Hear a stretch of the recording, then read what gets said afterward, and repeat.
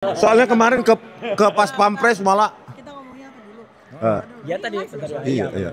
Tentang yang tadi. Nggak boleh istilah, Nggak boleh istilah. menghina. Oh ya. Tidak boleh menuju Sopan. kepada Ini orang. Oh ya. gedung sopan, gedung DPR. Oh ya. Likes lah. Lagi gedung DPR ya. Terus Iya. apa lagi? Gibran dulu, baru Jokowi. Iya. Baru Sylvester. ya nggak usah Nggak usah. senengan dia. Jadi nggak usah ngomongin minta data ya, minta data. Nggak usah. Itu kemarin Di aja. BAP ini, di BAP Di ini. BAP ini. Red soft. Wah itu legend gitu. Ready? Belum bang. Kompas yang mana Kompas? Oh, live juga bang? Bisa dibeli aja. Abang mau live kayak gini juga?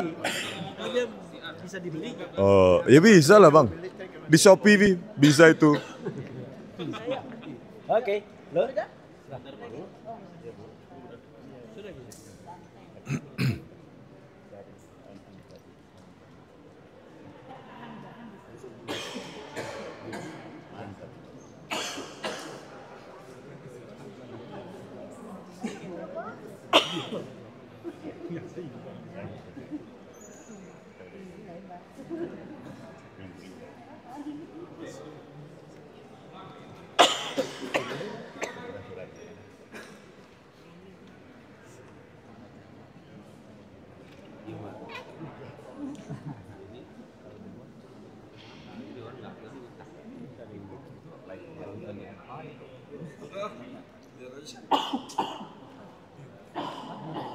nah, baik.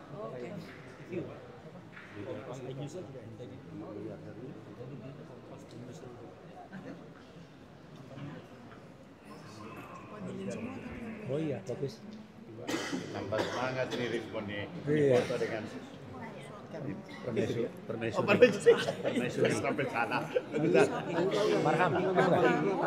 Aku nggak bisa komen. Bang semua ini tambah semangat nih. Semuanya nggak bisa Pak Ustaz. Tanpa istri kita nggak bisa. Iya. Semua harus pakai istri. Makanya nggak cocok jadi pejabat bang. Anggarannya kan satu, tiket dua kan nggak cukup. Padahal udah dipotong-potongin ya. Iya. Potong-potongin tantim di sini. Iya. Tantim sini. Ayo bro. Ayo. Ganti kabel ya? Maghrib bang. Belum mencoba lihat bang ini. Saya lihat jam. Apa? Live kan langsung.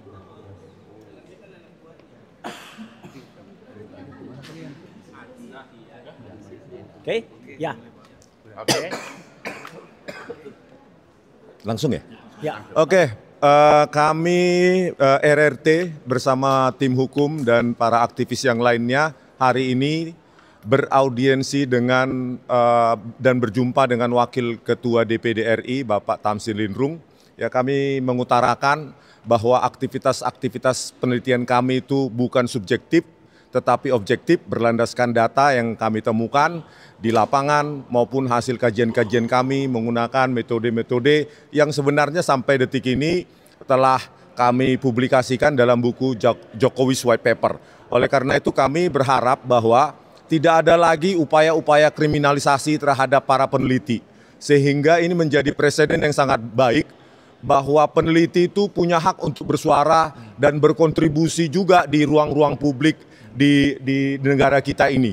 Oleh karena itu kami harapkan kepada DPD RI, DPR maupun MPR, tolong jamin kebebasan kami dalam meneliti dan membukukan dan mempublikasikan apa-apa yang menjadi temuan kami meskipun hasil temuan tersebut menyakiti atau tidak sesuai atau tidak memuaskan pada pihak-pihak tertentu. Oleh karena itu terakhir kepada Pak Presiden Subianto, ya Prabowo Subianto, tolong dibaca buku kami Pak yang telah kami berikan ke Hambalang maupun ke Sekretariat Negara. Itulah sebenarnya hasil dari penelitian kami, sumbangsi kami, pemikiran kami sebagai upaya kami untuk membuat Indonesia sebenarnya menjadi cerdas dan lebih maju. Terima kasih. Gitu aja Mas. Ya, Lanjutkan. Oke. Baik. Jadi alhamdulillah pada hari ini Kamis ya, kami 23 Oktober 2025 surat resmi kami sudah direspon dengan sangat baik oleh salah satu diantaranya setelah kami kemarin pernah diterima oleh salah satu fraksi di DPR, yaitu fraksi PKS. Kami hari ini diterima oleh Wakil Ketua DPD Bapak Tamsil Jenggo. Dan juga kami juga telah bersurat kepada Komisi 10 dan Komisi 3 dan kami juga menunggu perkembangannya. Karena apa? Yang kami laporkan adalah dua hal yang sangat penting. Yang pertama adalah yang telah kami bukukan secara ilmiah. Ya, jadi RRT ini Roy Respontiva telah membukukan dalam Jokowi's White Paper. Itu sudah jelas, itu sudah final bahwa ijazah Jokowi 99,9% palsu. Ya, dan yang hari ini kami sampaikan adalah tentang perkembangan di mana Gibran, yaitu wakil presiden kita, itu ternyata tidak memiliki ijazah SMA, SMK ataupun yang sederajat lainnya. Jadi ini jelas-jelas melanggar aturan yang ada. Bahkan kami juga mengadukan kepada DPD ya untuk kemudian nanti dibahas dalam komite yang menangani masalah pendidikan. Kalau nanti di DPR kan di Komisi 10. Kalau di DPD arahan Pak Tamsil Jenggo tadi kami diarahkan kepada komite yang nanti masalah pendidikan dan juga masalah-masalah yang krusial hubungannya dengan hukum. Jadi artinya negara ini jangan boleh lagi dikenai oleh hal-hal yang sifatnya adalah meracuni atau toksit. Salah satu zat yang meracuni adalah apa? Asam sulfat. Nah, jadi nggak boleh orang bersurat L sulfat kayak gini. Nah, ini si sulfat, asam sulfat ya gitu. Jadi nggak boleh si asam sulfat ini meracuni Republik Indonesia. Terima kasih. Baik, lanjut ya. Baik, terima kasih. Saya RRT Dr. Tifa bersama Bang Roy Suryo dan Bang Rismon Sianipar.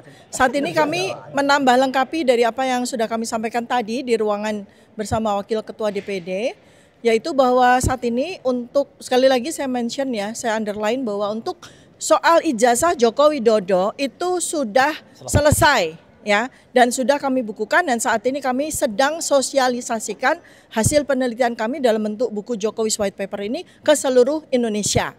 Nah, saat ini tahap yang berikutnya kami sedang melakukan penelitian paralel. Ya. Yang pertama adalah terkait dengan riwayat pendidikan Gibran Rakabuming Raka. Ya, judulnya adalah? Judulnya yang nanti insya Allah November 2025 akan kami rilis. Judulnya adalah Gibran's Black Paper.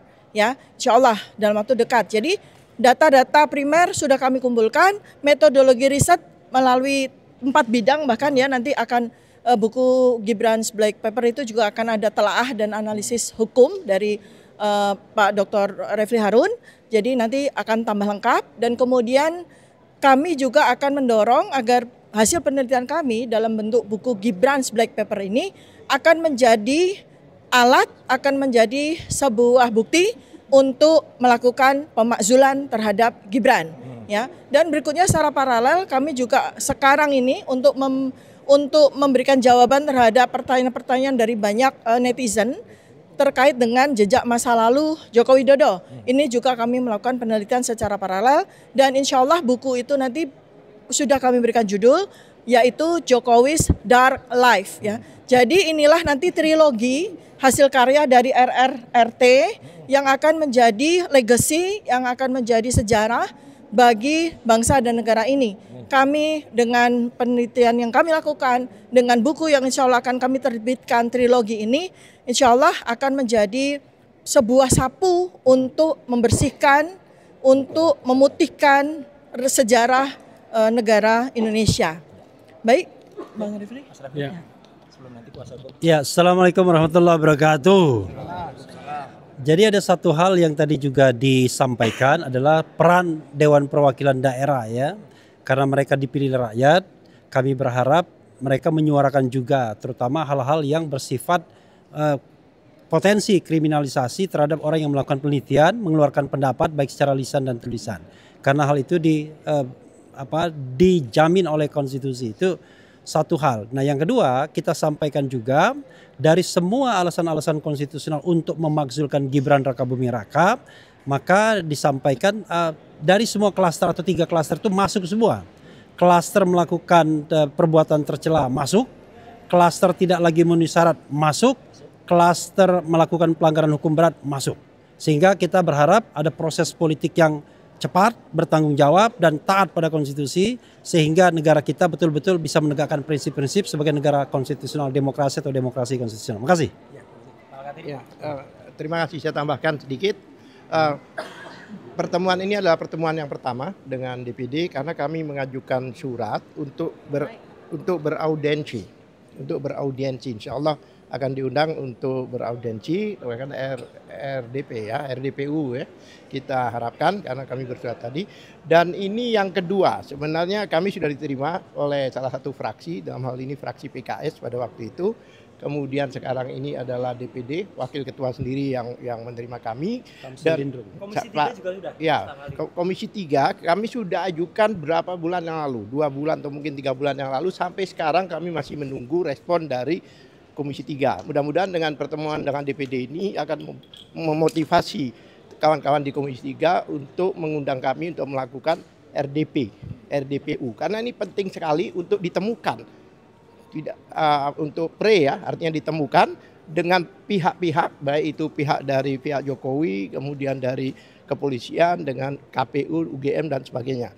Dan tadi juga kami sudah sidang di Komisi KPI ya, Komisi Informasi Publik ya, yang mana pusat kami bermediasi ya kan di sana, dan insya Allah tanggal 5 akan ada sidang kembali di sana di RDP. Jadi kawan-kawan kalau mau hadir, terima kasih untuk support dan untuk memberikan informasi pada masyarakat. Terima kasih. Bukurnya ada? Bukurnya? Enggak. Cukup. Pak Jagir, terakhir. Ya. Baik, selamat sore rekan-rekan sekalian. Seperti yang disampaikan oleh RRT tadi, Bang Roy, Rismond dan Tipa, dan Bung Repli sama Alkatiri, kami hari ini dengan syukur boleh berdiri di gedung lembaga negara ini, ya lembaga yang mulia ini.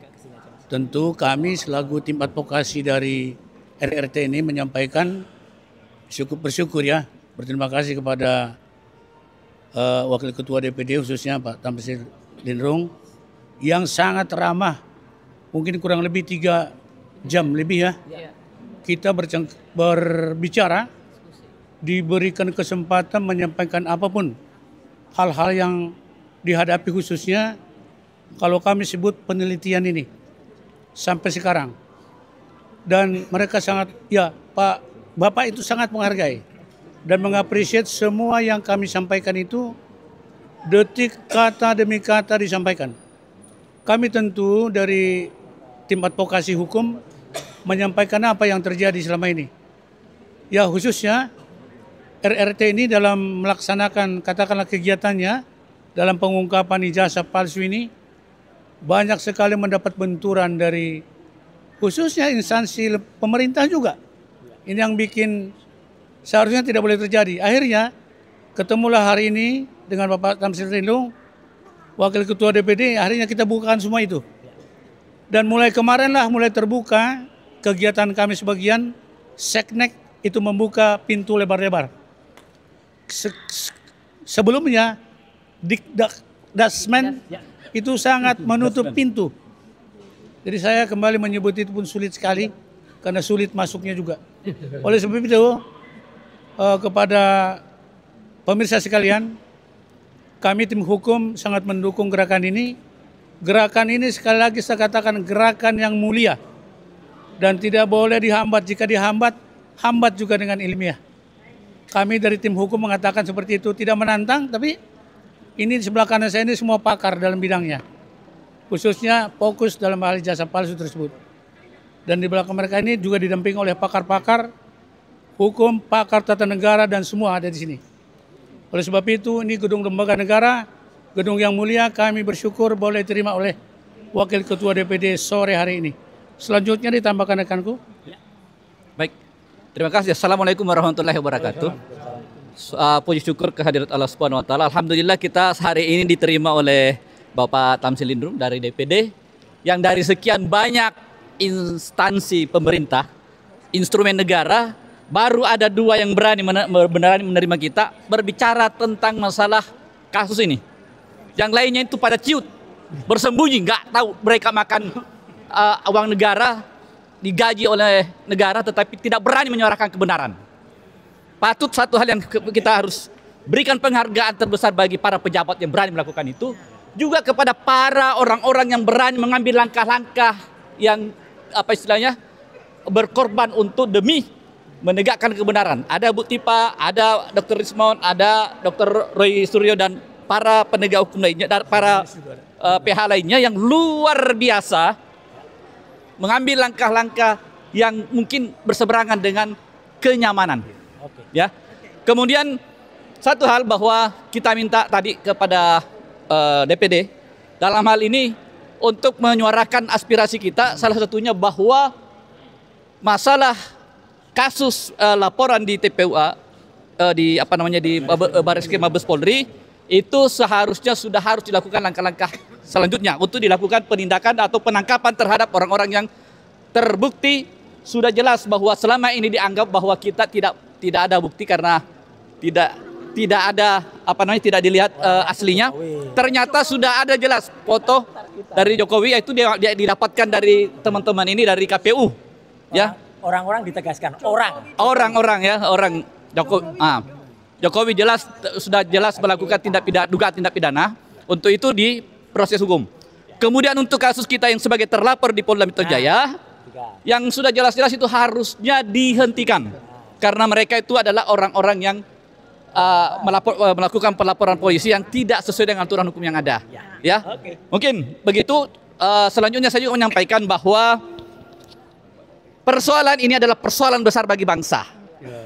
Kapan akhirnya ke suatu saat ini terbongkar, maka orang-orang yang bersembunyi selama ini yang tidak berani menyampaikan kebenaran, maka kalian akan ditertawain oleh rakyat. Ya, kebenaran pasti akan tegak. Ya, demikian dari saya. Barakallahu fiik.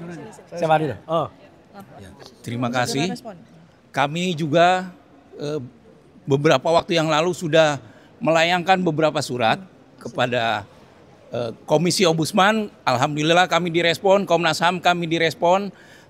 Permintaan kami kepada Komisi 3 untuk dilakukan audiensi dan RDP sampai hari ini kami belum direspon. Kami meminta untuk segera dilakukan RDP karena semua instansi yang terkait sudah merespon kami, juga kepada Komisi 10, Komisi Pendidikan, di mana yang dikritisi saat ini adalah kualitas pendidikan, terutama terkait dengan ijazah Presiden masa lampau dan Wakil Presiden saat ini.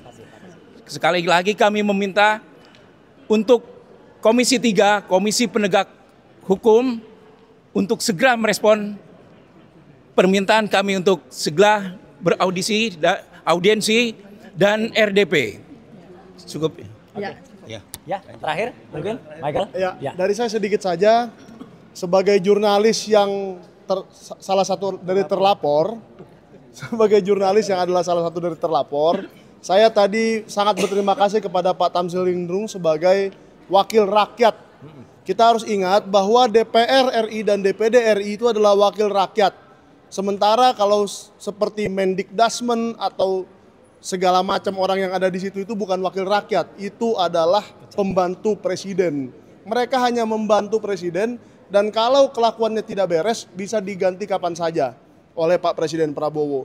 Nah, yang kita lihat di sini sangat baik bahwa kita diterima dengan baik, diajak berdialog dengan baik, tidak seperti di Kemendikdasmen yang langsung memasang pagar betis 50 orang, di mana kita tidak boleh masuk, apalagi seorang jurnalis tidak boleh masuk dan tidak boleh tahu apa yang mereka bicarakan di dalam. Itu adalah sebuah pelanggaran yang menginjak-injak Undang-Undang Pers nomor 40 tahun 99. Maka saya menghimbau kepada kawan-kawan kita di kementerian-kementerian, janganlah melakukan hal-hal seperti itu. Dan yang kedua, saya juga menghimbau kepada bapak-bapak di Dewan Perwakilan Rakyat, di Komisi 3 dan Komisi 10 juga, bagian pendidikan, untuk buat apa kita takut atau bukan takut ya, untuk apa kita ragu? Ayo buka pintu, ayo buka dialog supaya kita tahu apa yang sebenarnya, supaya rakyat tahu apa yang sebenarnya, karena kami sudah banyak mengumpulkan data dan rakyat berhak tahu melalui telinga Anda. Oke. Sekian. Ya. Oke, terima kasih ya teman-teman. Selamat sore. Assalamualaikum. Udah, nggak usah. Udah. Kok jadi saya closingnya? Gak apa-apa lah. Ini. Keren cadas. Di sini nih, keren cadas. Keren cadas.